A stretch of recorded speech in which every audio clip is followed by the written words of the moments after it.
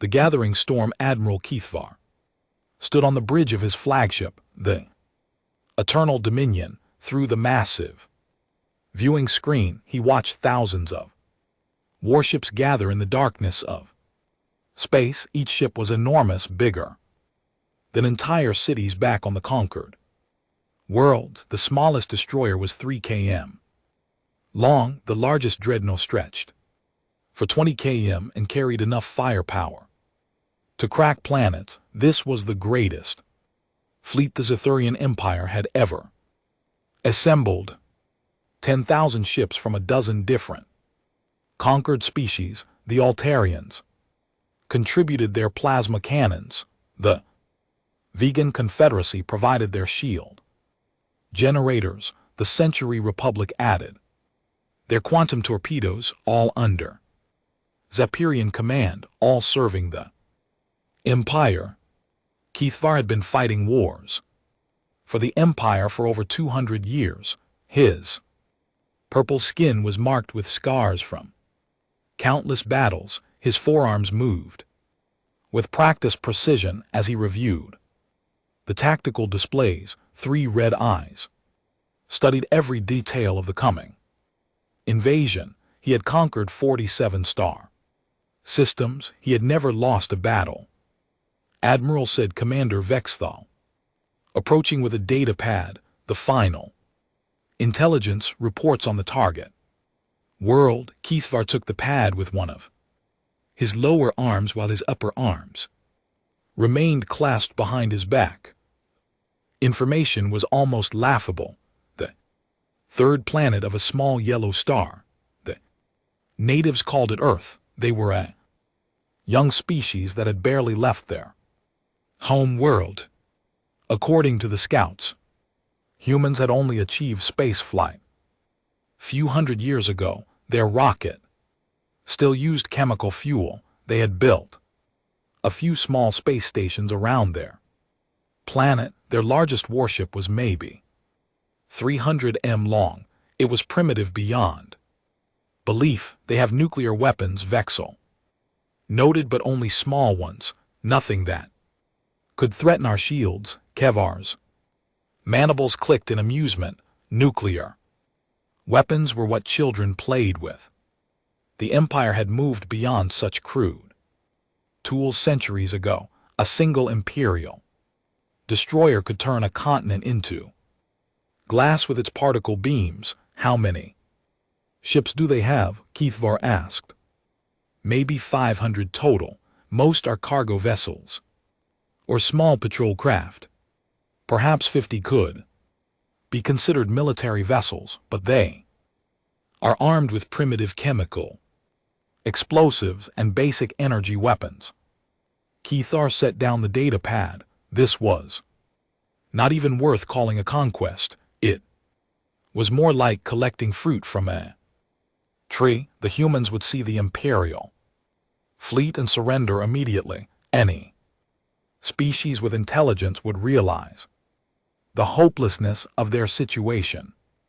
Signal the fleet, Cathar ordered. We advance to the target system in 6 hours. All ships are to prepare for standard occupation protocols. The bridge crew worked efficiently to relay his orders across the massive fleet. 10,000 ships began their final preparations. Weapon systems were charged. Landing craft were loaded with occupation forces. Planetary bombardment coordinates were calculated. Keithvar walked to the tactical display table at the center of the bridge. Holographic image showed the Sol system in perfect detail. The star was unremarkable. 8 planets, several moons, and asteroid belt. The third planet was covered mostly in water with large land masses. About 8 billion humans lived on its surface. The planet has good agricultural potential, Vexthal observed. The natives can be relocated to the polar regions. The fertile zones will make excellent farming colonies for the Empire. This was standard procedure. Useful species were kept alive as workers, their military was destroyed, their governments eliminated, their leaders executed, the survivors learned to serve the empire or they died. It was simple and efficient. What about their technology? Keith asked. Anything worth studying? Nothing significant. Their computers are primitive, they're material. Science is basic. They do have some interesting biological research, but nothing the Empire doesn't already possess. Keith nodded. Some species had technologies worth taking before their conquest. The Vagan Confederacy had developed excellent shield generators. The Altarians had perfected plasma weapons, but humans seemed to have nothing to offer except their bodies for labor. Sir, called the communications officer, we're receiving a message from High Command. The main screen shifted to show Supreme Admiral Jactor, commander of all Imperial forces. His ancient face was scarred from 1,000 battles. His cybernetic eye glowed red as he spoke. Admiral Kethvar, the Emperor himself, is watching this conquest. Make it swift and total. Show the galaxy that no world is beyond the reach of the Empire. It will be done. Supreme Admiral, the humans will surrender within hours of our arrival. Good, do not underestimate any species. But this appears to be a simple matter. End this quickly and return to the core worlds. We have reports of rebellion in the outer rim that require attention. The transmission ended. Cathar felt the weight of Imperial expectations. This conquest needed to be perfect. Fast, clean, with minimal losses. It would demonstrate Imperial power to any species thinking of resistance. All ships report ready for hyperspace jump. Announced the navigation officer. Excellent. Cathar returned to his command chair. Signal the fleet. We depart in 1 hour. He used the time to review the invasion plans one final time. The fleet would emerge at the edge of the Sol system. They would advance slowly, giving the humans time to detect them and understand their hopeless situation. A surrender demand would be broadcast. When the humans inevitably refused, a demonstration of Imperial power would follow. Perhaps they would destroy one of the human space stations, maybe vaporize their moon, something to show the consequences of resistance. After the humans surrendered, occupation forces would land at major population centers. Human governments would be dissolved. Their military would be disarmed and executed. The population would be evaluated for usefulness. Workers would be relocated to designated zones.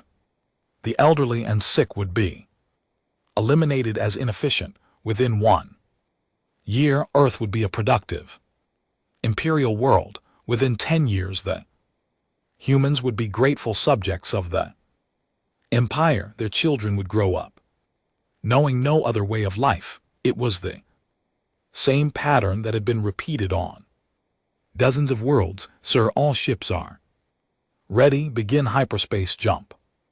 Destination SA system. The bridge lights dimmed as the massive engines engaged.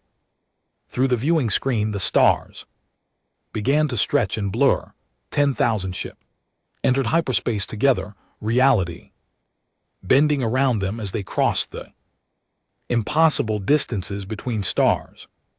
Cathar felt satisfied. This would be recorded as the fastest conquest in Imperial history. The human world would fall before they even knew they were under attack.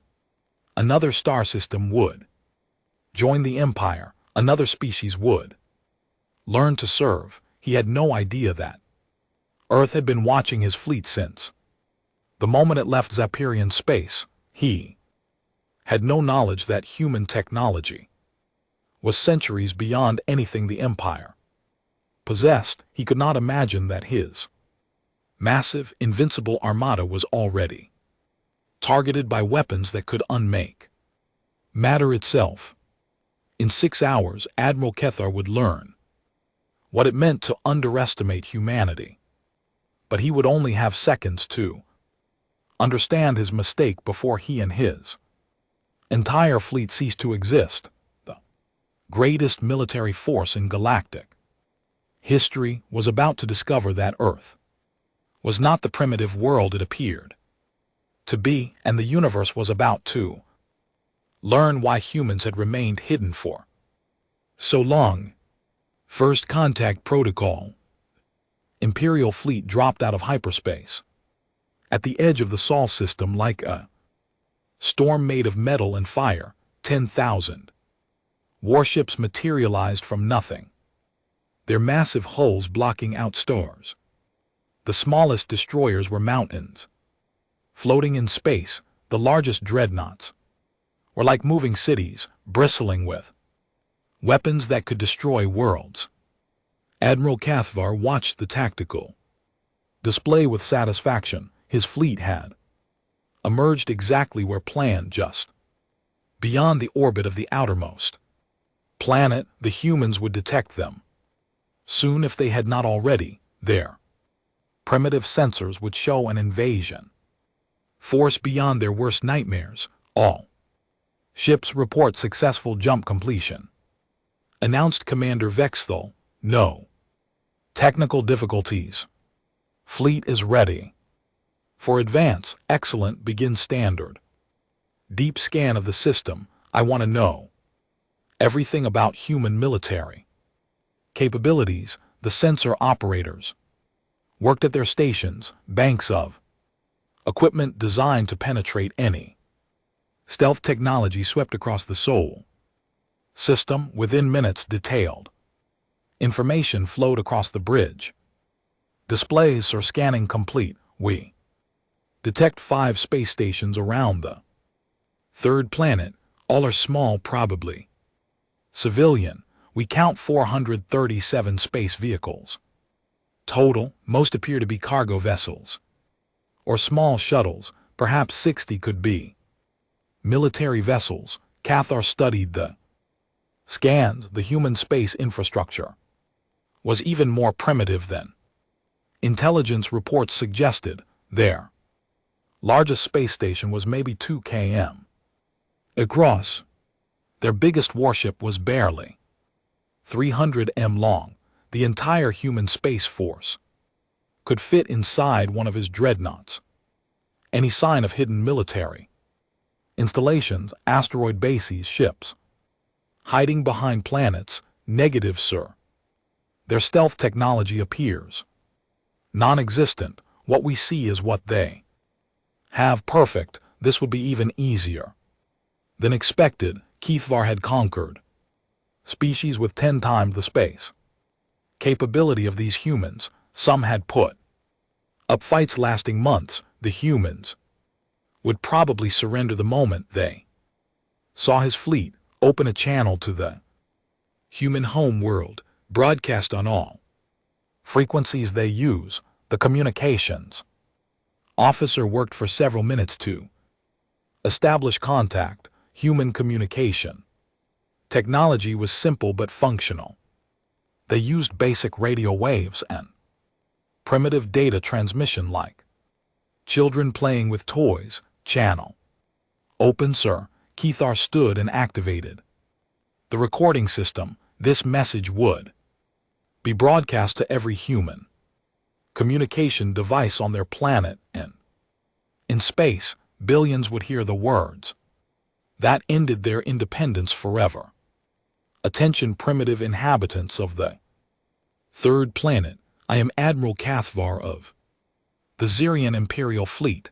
Your world is now claimed by the Empire. You will surrender immediately and unconditionally. Resistance is impossible. You have one rotation of your planet to comply. Failure to Surrender will result in the total destruction of your civilization. The message was broadcast in dozens of human languages.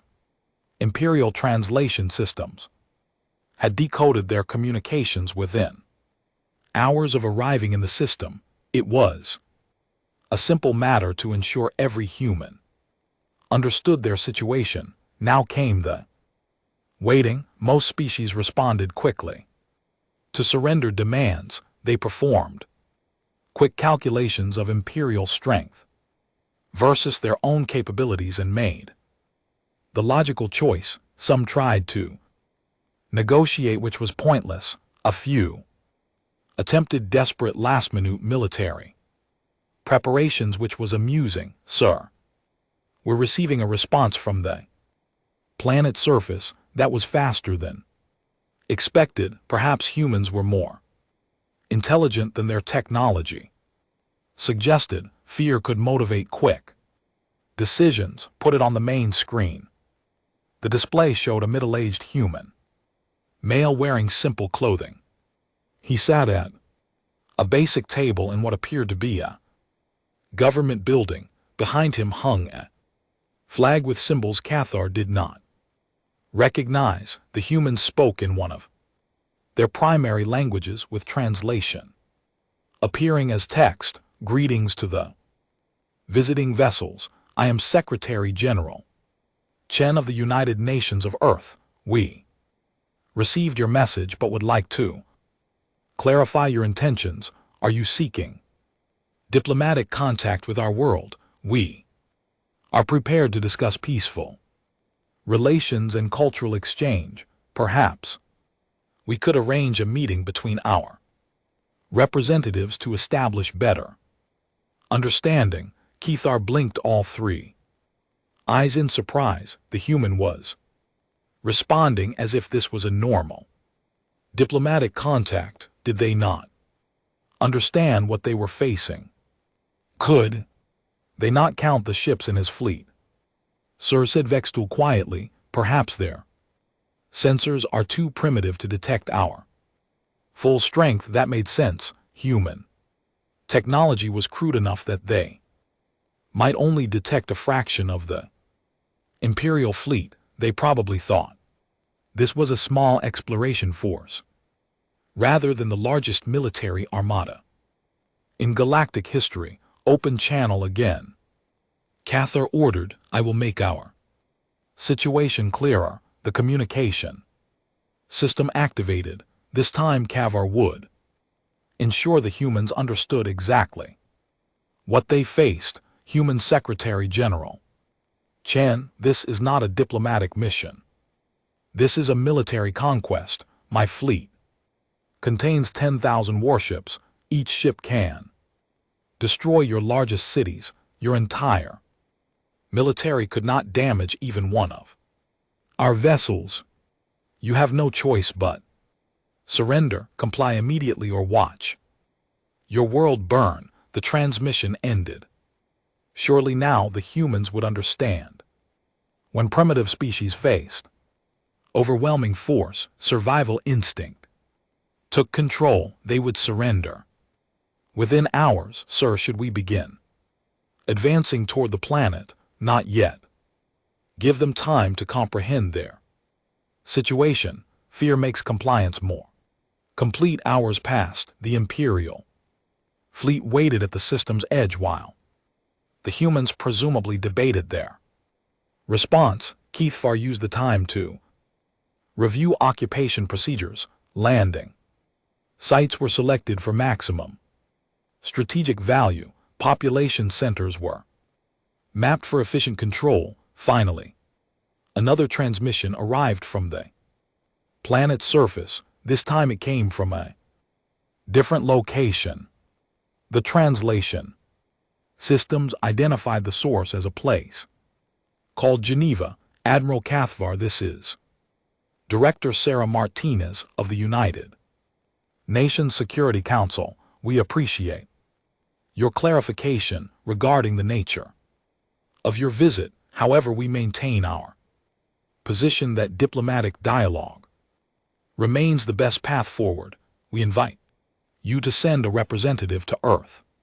For face-to-face discussions, we believe many misunderstandings can be resolved through direct communication. Cathar's mandibles clicked in frustration. These humans were either incredibly brave or incredibly stupid. They seemed incapable of understanding their helpless positions or suggested Vexel, perhaps. A demonstration would clarify matters. We could destroy one of their space stations, show them what our weapons can do. Yes, select the largest human space station, prepare for surgical strike. Make it clean and visible from there. Planet surface, target selected, sir. The station they call Alpha 7, it orbits directly above their largest population. Center perfect, the destruction would be seen by billions of humans. After watching their proudest space achievement vaporized in seconds, they would understand the futility of resistance. All ships prepare for advance to inner system. We will move slowly, giving the humans time to track our approach. When we reach optimal firing position, destroy the target station with a single shot. Make it spectacular. The massive fleet began moving deeper into the Sol system. 10,000 ships advancing like a tidal wave of destruction.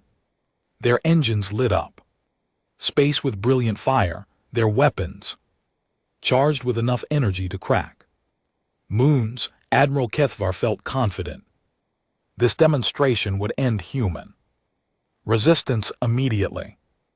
After seeing Imperial power firsthand, they would beg for mercy. It was always the same pattern: fear, surrender, compliance.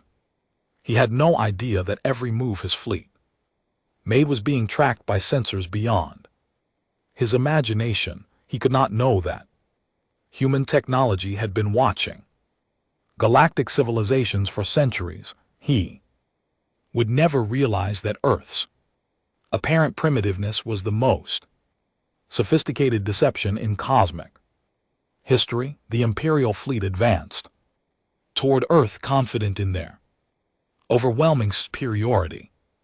Behind them, space itself began to change as ancient human systems awakened from their patient slumber. The moment of truth, the Imperial fleet moved through the Sol system like a slow avalanche of death. 10,000 warships advanced in perfect formation, their massive hulls gleaming under the light of the human sun. Admiral Kethvar watched the tactical displays with growing satisfaction as his armada approached the inner planets. Distance to target planet, he asked. 2 million km in closing, sir. We should reach optimal firing position in 30 minutes. Perfect timing. The humans would have hours to watch the fleet approach. Their primitive telescopes and basic radar would show them exactly what was coming. Fear would build with every passing moment. By the time the Imperial fleet reached Earth orbit, the humans would be desperate to surrender. Any response from the planet's surface continued. Diplomatic requests, sir. They keep asking for meetings and negotiations. No signs of military preparation. Keith's 3 eyes focused on the planet ahead. Earth looked peaceful from space. Blue oceans, white clouds, green and brown continents. Billions of humans lived on that world, going about their daily lives. Soon they would all be subjects of the Empire, sir. We're detecting increased communication traffic from the planet. They appear to be broadcasting emergency messages to their population. Excellent. Panic will make them more cooperative. The communications officer looked puzzled. Actually, sir, the messages don't seem panicked.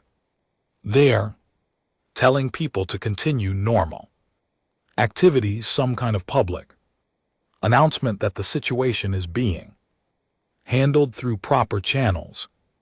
Strange, most species began mass evacuations when faced with Imperial fleets. They moved populations away from major cities, hid their children.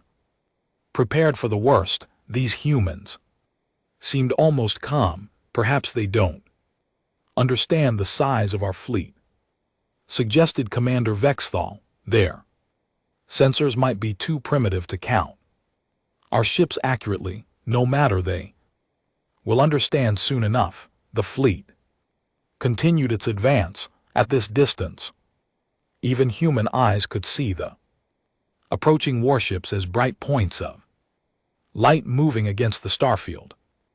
10,000 suns, announcing the end of human independence. Sir, we're now within optimal firing range of the target space station. Cathar looked at the tactical display. The human space station, designated Alpha 7, hung in orbit above their largest city. It was a simple construction, clearly built for scientific research rather than military defense. Destroying it would demonstrate Imperial power without significant loss of useful infrastructure. All ships halt. Advance, prepare for demonstration. Strike, I want every human on that planet to see what happens next. The massive fleet slowed to a stop. 10,000 ships positioned themselves in Earth orbit like metal gods looking down on mortals, their weapons charged with energies that could split atoms and melt mountains. Target locked, main battery charged and ready. Fire. A single beam of coherent energy lanced out from the flagship's primary weapon. It was beautiful in its precision, a line of pure destruction connecting the Imperial dreadnought to the human space station. The beam lasted only seconds, but the space station didn't explode. It didn't vaporize. It didn't even seem to notice. Sir, called the weapons officer, voice confused. Direct hit confirmed, but the target is undamaged. What? Kefar spun toward the tactical display. The human space station floated exactly where it had been, completely intact. Check your targeting systems. All systems functioning normally, sir. We hit the target precisely, but our sensors show no damage whatsoever. Impossible. Imperial weapons could punch through any known shielding. That beam carried enough energy to destroy a city block. No primitive space station could survive a direct hit. Fire again, full power. This time, the flagship's main battery discharged again. This time other ships in the fleet added their fire. Dozens of energy beams converged on the human space station. The combined firepower could have melted an asteroid. The station remained perfectly intact. Sir, the sensor operator's voice was strained. I'm detecting some kind of interference. Our sensors are having difficulty maintaining locks on targets. Before Cathvar could respond, something impossible happened. The planet below began to change. Large sections of the continents were moving, not earthquakes or volcanic activity. The land masses themselves were sliding apart like enormous doors opening. Beneath them lay structures that made Imperial dreadnoughts look like toys. What in the name of the void is that? Whispered Vexthal.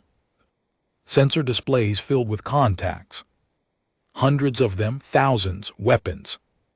Installations the size of cities rose from hidden positions across the planet. Surface, gun emplacements that dwarfed entire Imperial fleets emerged from concealment beneath oceans. The polar ice caps split open to reveal massive defense platforms bristling with Technology beyond Zapirian understanding. But that was not the most shocking revelation. Earth's moon was splitting apart, the ancient celestial body cracked down the middle like an egg, hatching, but inside was not rock and metal.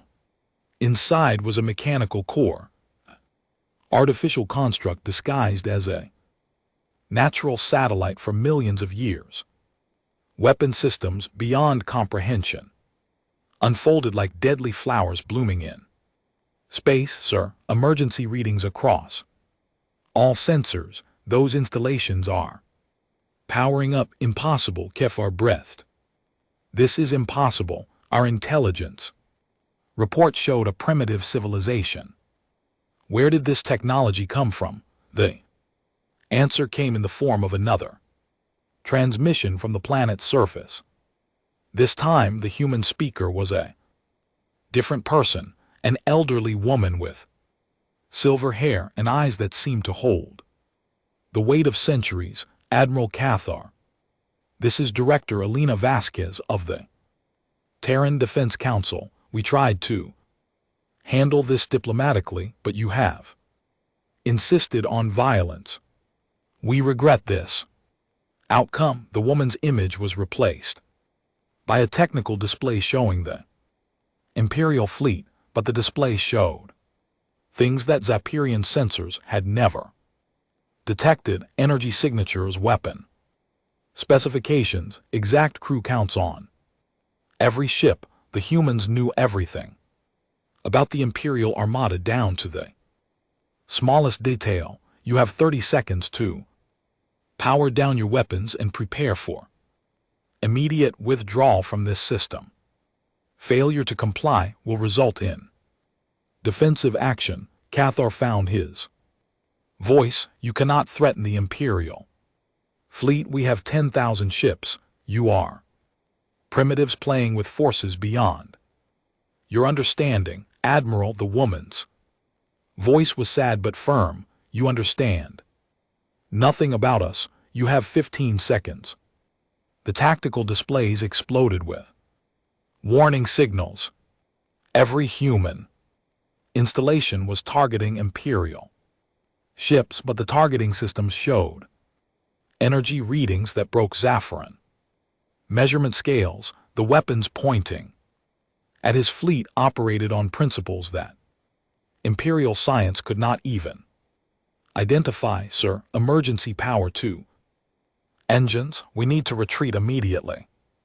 Belay that order. Cathar snarled. No primitive species can threaten the Empire. All ships open fire. Destroy everything. 10,000 Imperial warships open fire simultaneously. The combined firepower could have sterilized a planet. Energy beams, plasma bolts, quantum torpedoes, and particle cannons filled space with devastating light. None of it reached the targets. Some kind of barrier surrounded Earth and its installations. Imperial weapons struck the barrier and simply stopped existing, not reflected or absorbed. The energy just vanished as if it had never been fired at all. Time's up, said the human woman. Planet's surface lit up like a star. Every weapon installation fired at once, but these were not energy beams or projectile weapons. They were something else entirely, something that reached out and touched the fabric of reality itself. Admiral Keithvar had exactly 3.7 seconds to understand what was happening to his fleet. The Imperial ships were not being destroyed, they were being unmade. The weapons didn't blast through armor or overwhelm shields. They simply convinced matter to stop existing. Great dreadnought, eternal dominion, began to fade like morning mist. Cathar watched his own hands become transparent as the human weapons worked there. Impossible technology. Around him, his bridge crew was dissolving into nothing. His last thought transmitted across quantum channels to the Imperial core worlds was. A single word, impossible. But the humans were not finished there. Weapons reached out beyond the dying fleet, following hyperspace signatures and quantum entanglement trails across the galaxy itself. Every ship that had ever been part of this invasion force, every Imperial base that had supported the operation, every world that had contributed to the Armada, the cleansing was total and instantaneous across hundreds of light years. The cleansing in the span of 3.7 seconds, the greatest military force in galactic history, simply ceased to exist. The Imperial fleet did not explode in brilliant fireballs. The massive dreadnoughts did not break apart under overwhelming firepower. The 10,000 warships that had moments before dominated Earth's orbital space simply faded away like shadows at dawn. Admiral Keith Var's final transmission reached the Zephyrian core worlds as a quantum echo bouncing across hyperspace. His last word, impossible, arrived at Imperial command just as his atoms were being gently convinced to forget how to hold together. Supreme Admiral Gier was reviewing casualty reports from the Outer Rim rebellions when the message arrived. His cybernetic eye flashed as he processed the brief transmission. Then the quantum communication array detected something else. The familiar signatures of Cathar's entire fleet were vanishing from the galactic navigation network. Communications, Shear barked. Establish contact with Admiral Keith Var. Immediately, the communications officer worked frantically at his console. Sir, I can't find any Imperial ships in the Sol system. All fleet transponders show offline. Impossible. Run a full sensor sweep, check for interference or equipment malfunction. Minutes passed as the most sophisticated detection equipment in the Empire searched for signs of the missing Armada. The results made no sense. 10,000 ships and their crews had simply vanished from existence. Sir, the sensor operator's voice shook. I'm detecting quantum disturbances spreading outward from the Sol system. Something is following our hyperspace navigation networks. Before Jector could respond, alarms began sounding throughout Imperial command. Not attack warnings, something worse. System failure alerts from military bases across the Empire. Sir, we're losing contact with Outpost Vega 7. Zephyrian 3rd Fleet reports complete loss of communication. The shipyards at Alpha Centauri have gone dark. Military Academy at Riel is not responding. Jector watched in growing horror as red light spread across the tactical display of the Empire. Every installation that had contributed ships or personnel to Kethvar's invasion force was going offline. Not attacked, not destroyed, simply ceasing to exist. The pattern was methodical and terrifying. Whatever had eliminated the invasion fleet was now systematically erasing every trace of Imperial involvement in the operation.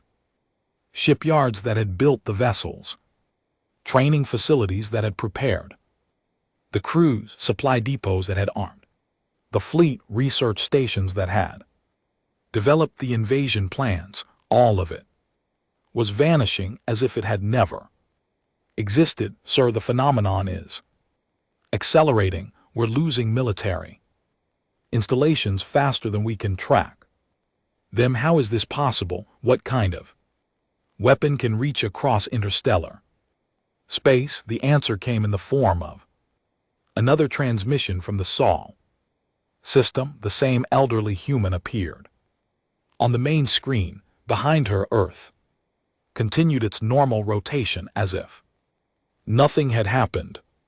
Supreme Admiral. Jeer, I am Director Elena Vasquez of the Terran Defense Council. Your invasion force has been neutralized. All Imperial assets involved in planning or supporting this operation have been removed as a security precaution. Checkar found his voice. What have you done? You cannot destroy Imperial property. The Empire will not tolerate this aggression. The human woman's expression remained calm. Admiral, there is no longer an empire. Your military infrastructure is gone. Your fleets are gone. Your command structure is gone. What remains are civilian populations on various worlds who are now free to govern themselves. The tactical display confirmed her words. Red zones marked former Imperial territory now showed no military presence whatsoever. Hundreds of star systems that had been under Zapirian control for centuries were suddenly independent. This is impossible. The Empire has stood for 10,000 years. You cannot destroy a galactic civilization in minutes. We have not destroyed your civilization, Admiral. We have removed your ability to threaten others. The Zaffiran people are free to continue their lives peacefully. They simply no longer have the means to conquer and oppress other species. Shakhtar's mind reeled. How could a primitive species accomplish what the combined rebellions of 100 worlds had failed to achieve? The Empire had seemed invincible. Its military power had been absolute. What are you? He whispered. Director Vasquez tilted her head slightly. We are humans, Admiral. We are also the reason this galaxy has remained relatively peaceful for the last 50,000 years. The Empire was becoming too aggressive, too dangerous. We decided intervention was necessary. 50,000 years, that's impossible. Our records show humans achieve space flight only recently. Your records show what we wanted them to show. We have been watching galactic civilizations for a very long time, Admiral. Most species develop peacefully and never require our attention. Unfortunately, the Zappiran Empire chose a different path. The implications hit Jeekar like a physical blow. Earth was not a primitive world. It was something else entirely. Something that had been observing and influencing galactic development for millennia. We tried to discourage your expansion through subtle means. The human continued. Strategic resource shortages, navigation hazards, and key systems, rebellions among conquered species, but you adapted to each obstacle. Your invasion of Earth forced us to take direct action. You caused the rebellions, the supply problems, the accidents that destroyed our exploration fleets. We prefer indirect methods when possible. They cause less disruption to galactic stability. Direct intervention, like what just occurred, is reserved for extreme circumstances. Jekvar looked at the tactical display, showing the remains of his empire. Scattered worlds with no central authority, no military to enforce imperial law, no infrastructure to support conquest. What happens now? Now, the Zaphirian people learn to live peacefully. We will monitor the situation to ensure no new military buildup occurs. Other species in this region will be free to develop without imperial interference. And if we refuse, if we try to rebuild, Director Vasquez's expression remained kind but firm. Admiral, you have just seen what happens when humans are forced to defend themselves. Do not mistake our preference for peace as weakness. We will do whatever is necessary to maintain galactic stability. Transmission ended. Chekvar stood alone on his command bridge, surrounded by the wreckage of a 10,000-year-old empire.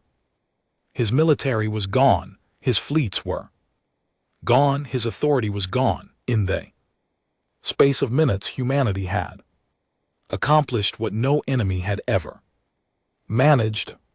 They had not conquered the Zappirian Empire, they had simply made it irrelevant. Across the galaxy, former imperial worlds celebrated their sudden freedom. Species that had lived under Zahirian oppression for centuries found themselves independent overnight. The largest military force in known space had been reduced to nothing without a single shot being fired in anger, and on Earth, children played in parks while their parents went to work, unaware that their world had just rewritten the balance of power in the galaxy. The planet continued its peaceful rotation, its cities gleaming in the sunlight, its people living ordinary lives, but deep beneath mountains and ocean floors, human scientists made small adjustments to weapon systems and returned to their monitoring stations. After all, the galaxy contained 847 other space-faring civilizations, and some of them were beginning to ask uncomfortable questions about what had happened to the Zephyrian Empire.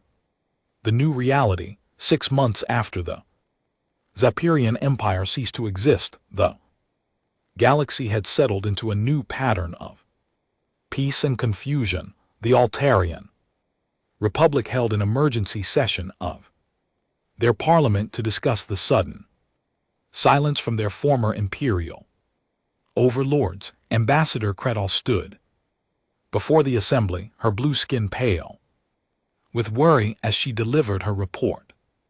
Fellow representatives, our deep space monitoring stations confirm what we feared. The entire Zappirian military infrastructure has vanished. No ships, no bases, no communication from their core worlds. Murmurs of disbelief filled the chamber. The Altarians had been conquered by the Empire 300 years ago. They had learned to live under Zappirian rule, paying tribute and providing soldiers for imperial fleets. The idea that their oppressors could simply disappear was impossible to accept. What about the invasion fleet that was sent to Sol 3? Asked Representative Velnak. 10,000 ships cannot simply vanish. According to our long-range sensors, the fleet reached the human home world and then stopped transmitting. No wreckage, no survivors, no explanation. Perhaps the humans have some kind of weapon technology, something that could destroy an imperial fleet. Kretal shook her head. Our intelligence on the humans suggested they were primitive, basic chemical rockets, simple space stations. Their largest warship was smaller than our civilian cargo vessels. Then how do we explain the destruction of an empire that had conquered half the galaxy? No one had an answer. The Altarians, like dozens of other former imperial subjects, found themselves free but bewildered. Their oppressors had not been defeated in battle. They had not surrendered. They had simply stopped existing on the former imperial core world of Zappiria Prime. The surviving civilian population struggled to understand their new reality. Former Imperial engineer Hexmore worked in the ruins of what had been the greatest shipyard in the galaxy. Every military vessel had vanished overnight. Every weapon blueprint had been erased from computer systems. Even the orbital defense platforms had disappeared. It makes no sense, he told his colleague Paxar as they surveyed the empty construction base. How do you make a dreadnought stop existing? Matter cannot Simply be destroyed, maybe it was not. Destroyed, Pexar suggested, maybe it was moved somewhere else, where there is no technology in the galaxy capable of moving objects that large across interstellar distances. They worked in silence, trying to salvage civilian equipment from the abandoned facility. Around them, the Zephyrian people were learning to live without their military might. For 10,000 years they had ruled through strength. Now they had to discover what it meant to be ordinary. The psychological impact was devastating. Entire generations of Zaporans had grown up believing their species was superior to all others. They had seen themselves as natural rulers, destined to bring order to the galaxy. The sudden removal of their military capability left them questioning everything they had believed about themselves. Meanwhile, in a secure facility beneath the mountains of Switzerland, Director Elena Vasquez reviewed reports from monitoring stations across the galaxy. The aftermath of the Zephyrian intervention was proceeding as expected. Former imperial territories were establishing new governments. Trade routes were being reorganized. The threat of galactic war had been eliminated. Status report she requested from her aide, Dr. James Chen. 846 active civilizations remain under observation. Threat assessment shows green across all monitored species.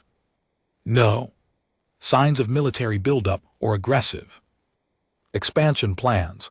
Any investigation into the Zephyrian disappearance. Several species have sent exploration vessels to former imperial space. They find empty installations and confused civilian populations. No one has detected our involvement. Vasquez nodded. Keeping Earth's true nature secret was essential to maintaining galactic stability. If other species knew that humans possessed technology capable of erasing entire civilizations, it would cause panic and potentially trigger an arms race. What about the Zephyrian survivors? Adapting slowly. Their civilian government is attempting to establish diplomatic relations with former subject species.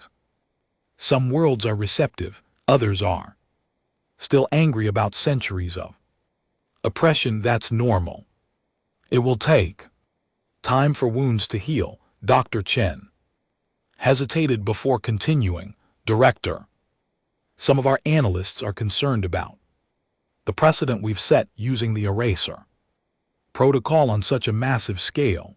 It's never been done before. Vasquez turned to look out the window at the peaceful Swiss countryside. Children were playing in a nearby village, their laughter carrying on the wind. They had no idea that their world contained weapons that could unmake the fundamental forces of reality. The Zephyrian Empire was becoming too dangerous, she said. Quietly, their expansion rate was accelerating. Their military technology was improving. If we had waited another century, they might have developed weapons capable of threatening other major civilizations. But complete erasure of their military capability was necessary. We tried subtle intervention for 300 years, encouraging rebellions, causing supply shortages, creating navigation hazards. Nothing worked. The Empire adapted to every obstacle we placed in their path. She moved to her desk and activated a holographic display showing the galaxy. Green dots marked peaceful civilizations. Yellow dots showed species with minor aggressive tendencies. Red dots indicated potential threats. For the first time in 50 years, there were no red dots on the map. This is what we exist to protect, Dr. Chen Galactic peace, the right of species to develop without fear of conquest or oppression, sometimes protecting that. Peace requires difficult decisions. I understand, Director. It's just the scale of what we did, an entire civilization's military might erased in. Second, the Zapirians still exist. Their people are still alive, their culture continues, they simply no longer have the ability to threaten others. In time, they may even thank us for freeing them from the burden of maintaining an empire. The conversation was interrupted by an alert from the monitoring station. Dr. Chen checked his tablet and frowned. What is it? Vasquez asked. We're detecting unusual energy readings from the Vegan Confederacy. It might be nothing, but their power consumption has increased by 30% over the last month. Vasquez studied the data. The vegans were generally peaceful, but they had been part of the Zapirian Empire's military alliance. Perhaps they were attempting to fill the power vacuum left by Imperial collapse. Increase monitoring of vegan space. Deploy additional sensor platforms if necessary. If they're building weapons, I want to know about it. Yes, Director. As Dr. Chen left to implement the orders, Vasquez returned to her window. The Swiss mountains stretched into the distance, their peaks covered with snow that had been falling for millennia. Earth looked so peaceful from this perspective, so ordinary, but beneath those mountains lay technology that humanity had been developing for 50,000 years, weapons that could reach across space and time to unmake matter at the quantum level, sensors that could detect a single ship's engine signature from thousands of light years away. Defense systems that made planetary invasions impossible. Earth was not just a world. It was a fortress, a monitoring station, a guarantor of galactic peace. The surface population lived their normal lives, unaware of their planet's true purpose. They went to work, raised families, wrote poetry, and played games. They argued about politics and fell in love and worried about their taxes. They were beautifully, perfectly human, and they were the most dangerous species in the galaxy. Vasquez's communication device chimed with an incoming message. The caller ID showed it was from the Public Relations Department. Yes, Director, we're getting questions from the international media about unusual aurora activity last week. How should we respond? Standard protocol. Solar storm activity. Perfectly normal, no cause for concern. Understood. The aurora activity had actually been caused by the charging cycles of the lunar defense platforms. But the public didn't need to know that. Earth's moon was an artificial construct, disguised as a natural satellite. They didn't need to know that their planet's magnetic field was artificially enhanced to hide massive energy signatures. They didn't need to know that their quiet, peaceful world was the reason the galaxy remained stable. Vasquez closed the communication and returned to her reports. There were 846 civilizations to monitor, potential threats to assess, the endless work of maintaining peace through overwhelming, invisible strength. Tomorrow, children would play in parks while their parents went to work.